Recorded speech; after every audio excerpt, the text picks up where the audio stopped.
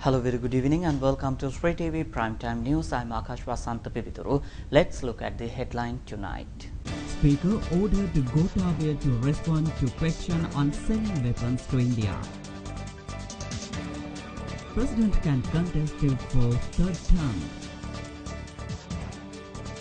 Bodubala Sena is going to enter into the presidential election.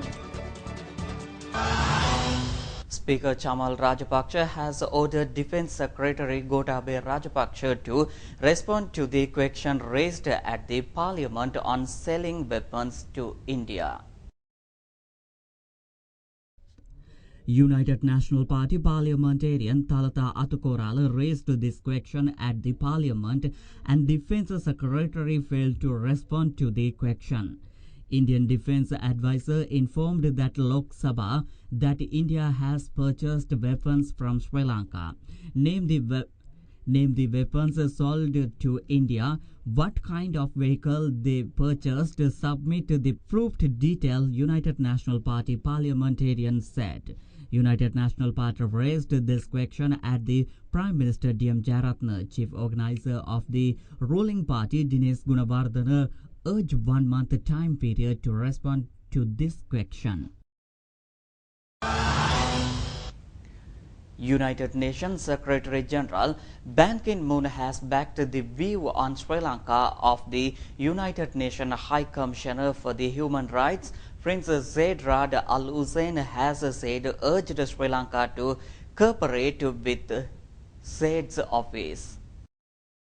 The views on the United Nations chief were expressed following a war of word between the Sri Lankan government and Zeid on the United Nations-led investigations on Sri Lanka. The Secretary General supports this view of High Commissioner Zeid, and he agrees with the High Commissioner Zeid that the government of Sri Lanka should cooperate, and we will continue to urge that they do so. Farhan Haq, Deputy Speaker for the Secretary General, said. Last week, the government hit back at the United Nations High Commissioner for Human Rights, accusing him using interpreted language to attack and vilify a sovereign member of the United Nations.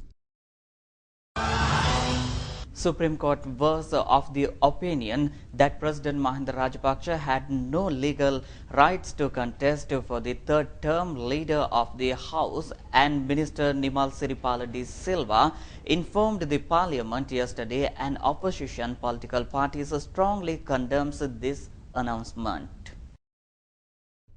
The Supreme Court yesterday communicated its opinion to President Mahinda Rajapaksa on the constitutionality of contesting for a third term under the 80th Amendment to the Constitution. President Mahinda Rajapaksa last Wednesday shouted the Supreme Court's opinion on the constitutionality to contest for a third term under the 80th Amendment to the Constitution.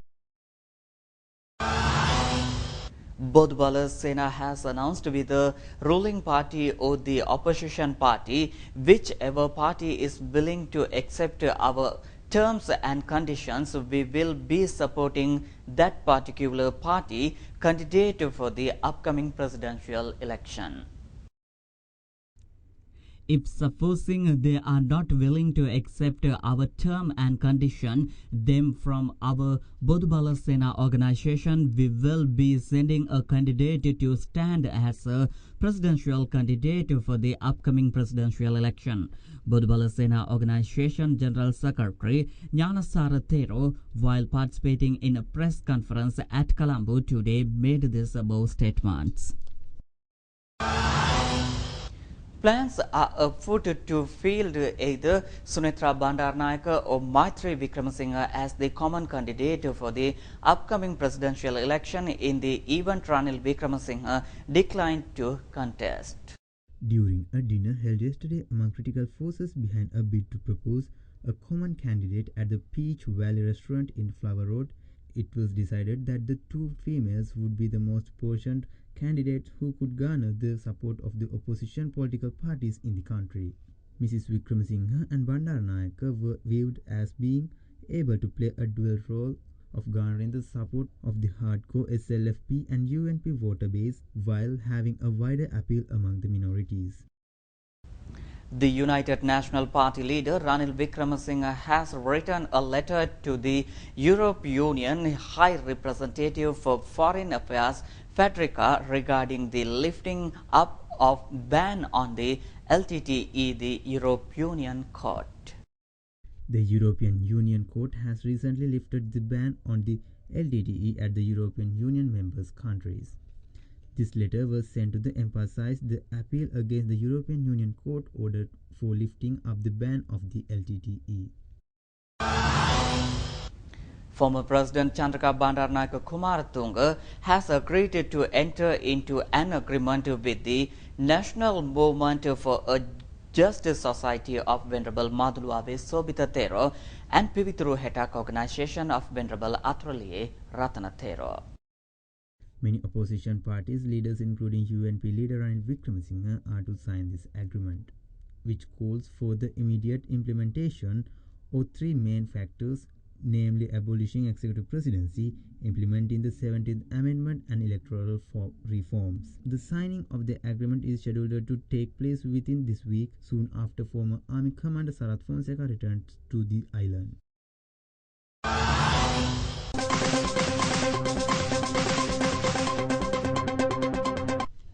Army captain arrested over preparing forged documents. It was blamed captain has prepared forged salary sheet to obtain loan. Anuradhapura Special Crime Branch police official arrested the suspect. Number of counterfeit currency usage increased in this country, police warns. Police arrested suspects connection with counterfeit notes, racket and detained in the prison. 28 linehouses at Diagama completely destroyed from the fire reported at the area around 7 p.m. yesterday. Police took various measures to control the fire. Police conduct further inquiries on this fire accident. Northern and Eastern people protest against sexual abuses and request to grant justice to women. Protest staged at 8:30 a.m. in the Wembadi Junction this morning.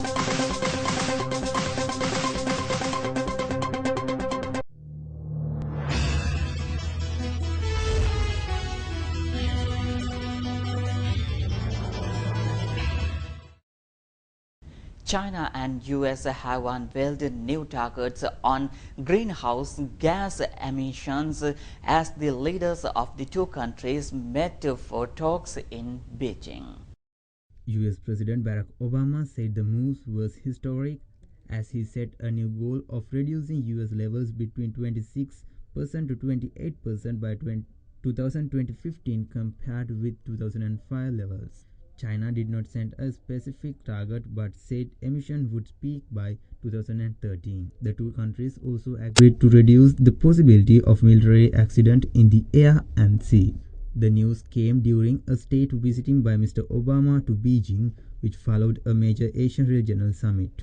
It is the first time China, the world's biggest polluter, has set an approximately date for emission to peak. The two countries together produce about 45% of the world's carbon dioxide.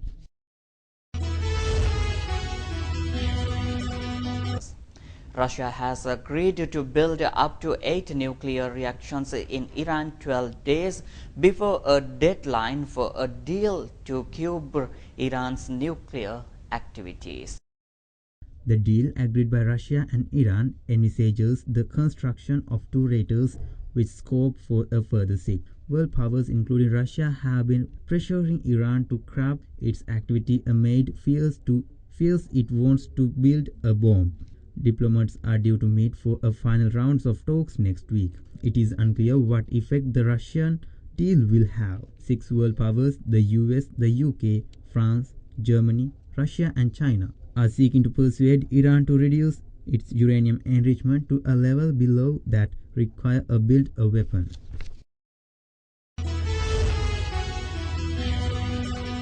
Story beckons for the Europe Space Agency as it attempts to put a small probe on a comet later.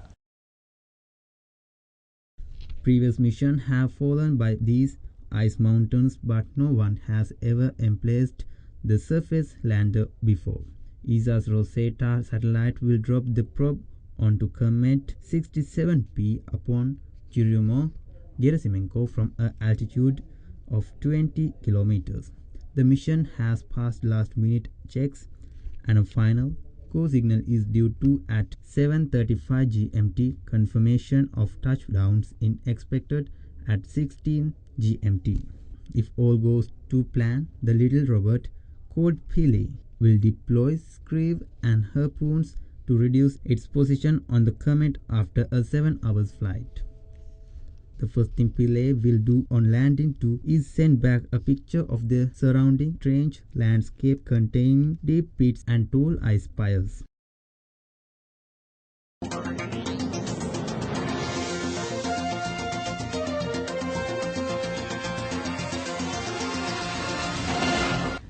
The ICC has approved changes to its anti-corruption codes which will allow banned players to return to domestic cricket before the end of their penalty if they meet certain criteria.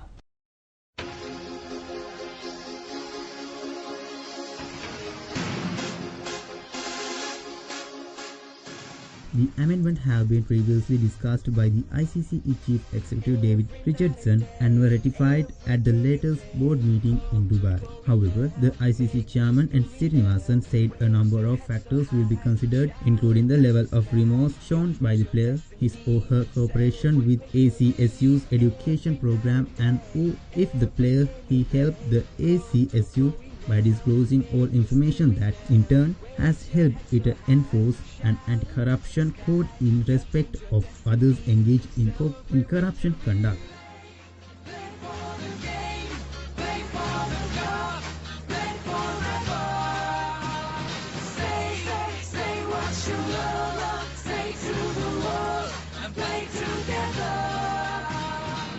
कितनी दुआओं से और कितनी राहों से मंजिल को पाने निकले. We will meet once again tomorrow at the same time. Have a good night.